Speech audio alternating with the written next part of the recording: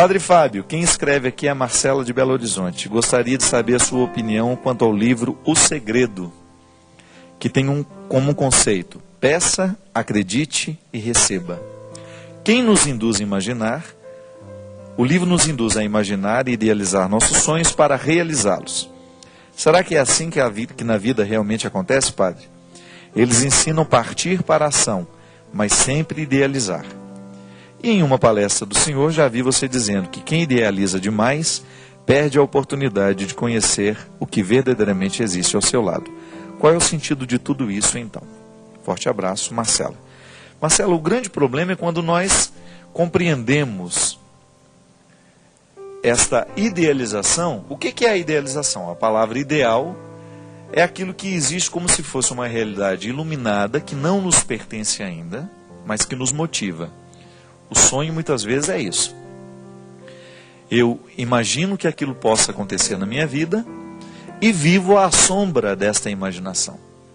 Agora, o que precisamos fazer? Eu nunca li este livro, então não sei nem do que se trata. Sei que é um livro que já vendeu milhões e milhões de cópias e agora estou tendo essa informação através de você, que ele trabalha a partir deste conceito. Peça, acredite e receba.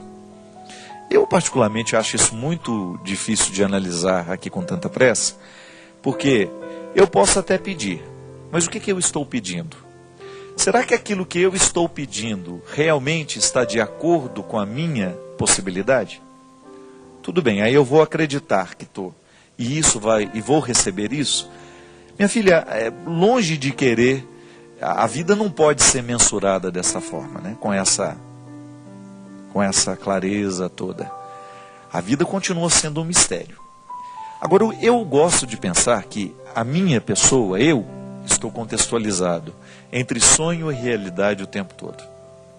Particularmente, tenho muito medo de sonhar grande demais, a ponto de nunca alcançar o que sonho e viver frustrado por causa disso, ou então sonhar pequeno demais e assim nunca chegar à realização humana que eu posso chegar.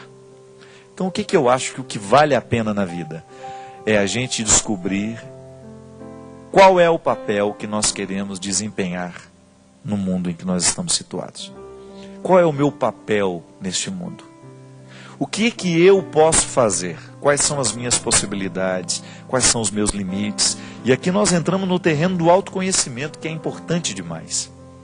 Se eu me autoconheço, se eu sei lidar bem comigo mesmo, se eu conheço as minhas aptidões e os meus limites, e eu escolho um lugar no mundo em que eu possa exercer bem essas aptidões que Deus me deu, e ao mesmo tempo driblar um pouco esses limites para que eles não sejam determinantes, eu estou no caminho certo. Aí, o que eu peço? Eu peço aquilo que está de acordo com as minhas possibilidades. Não adianta nada eu pedir por um dom que eu sei que não pertence. Que não me pertence. Eu não posso ficar pedindo absolutamente nada para Deus que eu saiba que está sendo contrário à minha natureza. Porque Deus não vai trair a nossa natureza. Nós somos seres diferentes uns dos outros, dotados de particularidades. O que é que Deus faz crescer? Aquilo que você recebeu na particularidade.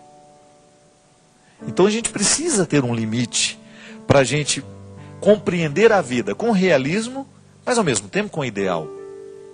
Eu acho que o ser humano ele é feliz à medida em que ele equilibra o ideal e a realidade. Eu não posso ficar preso só no ideal, mas eu também não posso ficar preso só na realidade. Eu tenho que ter essa mistura bem equilibrada dentro de mim. O que eu idealizo, aquilo que eu quero, a meta que eu estabeleci para chegar e aquilo que eu faço no meu dia a dia para que essa meta se transforme numa realidade. É assim que a gente constrói grandes histórias, não é assim? Não é verdade? Grandes homens, grandes mulheres nascem nesta luta constante para fazer com que o ideal estabelecido possa se concretizar. Porque, por outro lado, a gênese das frustrações está diretamente ligada à inadequação do sonho. Então a pessoa tem um sonho que definitivamente ela não tem possibilidade de realizá-lo. E aí, quando essa palavra possibilidades, ela também precisa ser explicitada. Quando eu falo das minhas possibilidades, eu estou contextualizando o que eu tenho como pessoa, os aspectos da minha personalidade, a minha sensibilidade, as minhas aptidões, mas eu estou falando também do meu contexto. É como querer ser patinador de gelo morando no Ceará. Onde que eu vou ter uma pista de patinação morando lá no sertão da Paraíba, não é? Eu preciso me deslocar para viver esse sonho. Aí vamos ver se existe possibilidade para este deslocamento. Estou dando um exemplo bobo. Porque às vezes nós estamos no lugar errado, vivendo o sonho certo. Ou estamos no lugar certo, vivendo o sonho errado.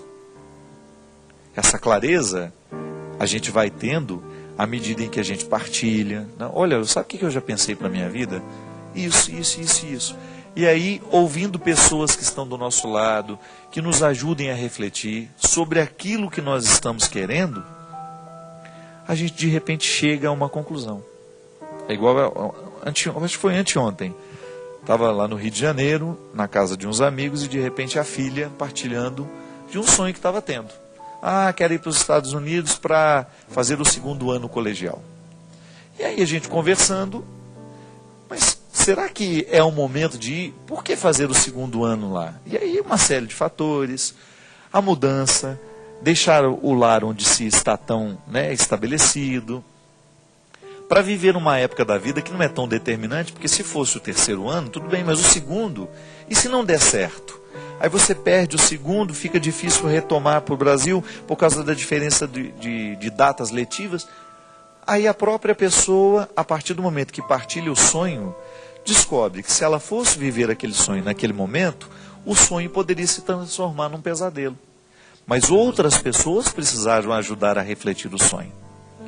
Então, só modifica o sonho continua o mesmo, quero estudar nos Estados Unidos, mas modifica o momento que vai. Está vendo como é interessante?